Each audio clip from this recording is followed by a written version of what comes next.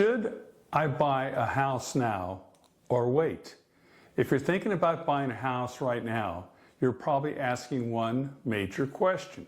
Should I buy now or wait? Rates feel high. Prices feel high. The headlines feel dramatic. Everyone has an opinion. Very few people show you the math. And that's what I'm going to do today, is show you the math. I've been a realtor and a principal broker for over 3 decades, and I've done thousands and thousands of transactions. I very seldom see anyone giving the advice I'm about to give you. This is a short video, and I think you'll find it very insightful. So let's slow this down and walk through it logically. Clarity beats speculation. All right, let's get some examples.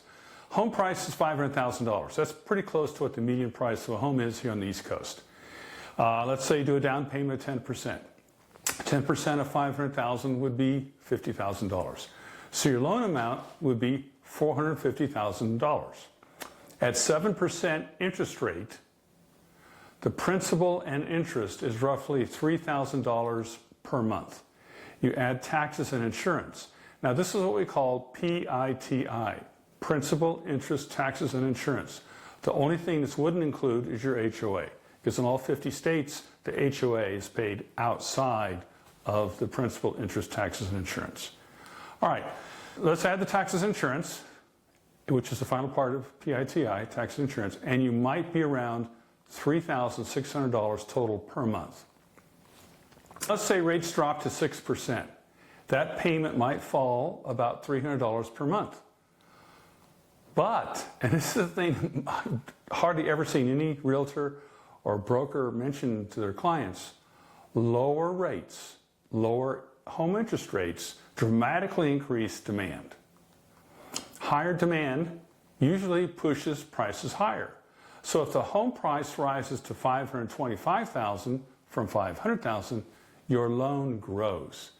You saved on the interest rate, but paid more for the house. Let's say, and I've seen this historically over the decades, home prices appreciate on the average around 3% per year. All right, let's say at 3% appreciation, that $500,000 home grows about $15,000 per year. If you wait 2 years, and it might cost $530,000. Waiting for interest rates to go lower could cost you $30,000 in appreciation alone. Ouch. Now let me give you 3 buyer examples here. And these are real examples of some of my clients. The last one is myself. Buyer example number 1. I worked with a buyer who waited to buy because he felt the home interest rates were too high. They were shopping around $400,000 for a home. They decided to wait 1 more year. Prices in the Virginia market rose sharply. That same style home 1 year later was $460,000 instead of $400,000. Even though rates went down a year later, the higher purchase price is permanent, and that increased the amount of their monthly mortgage. They told me later that they should have focused on buying a home they loved and not on the timing. Absolutely true. Buyer example number 2. I had another client, they were buying in Maryland. They bought a home at 7% interest rate when everyone told them to wait. They purchased the home at $480,000. 18 months later, rates dropped. They refinanced to 6%.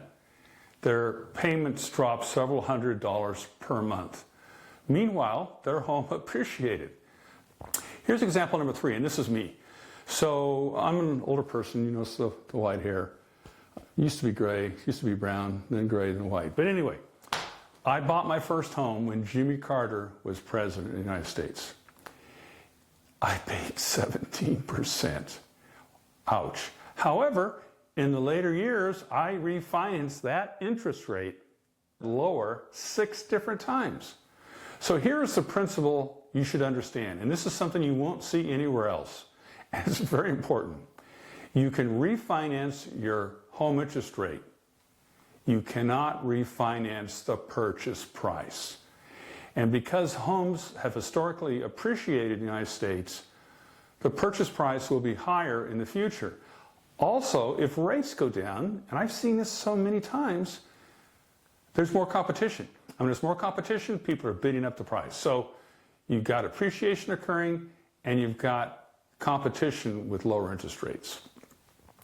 The home interest rate on your loan is temporary. The price you buy, the price you pay, is permanent. There are times when waiting makes sense. Wait if your job is unstable.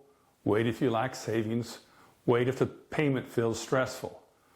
Buying should create stability, not anxiety. Now let me close this with something deeper. A house is not just an interest rate. It is stability, it is control, it is long-term wealth building. The goal is not to perfectly time the market. The goal is to make a wise decision based on your life. If you're financially stable and planning long-term, you do not need perfect conditions. In fact, that's a funny thing. I've been doing this for more than 3 decades. My clients say, I wish I would have bought 20 years ago or 10 years ago, because then it was perfect. It was not perfect. There has never been a perfect time that people feel really great about the price they're paying for a home and their interest rate. The best time to buy is not when rates are perfect. The best time to buy is when you are ready.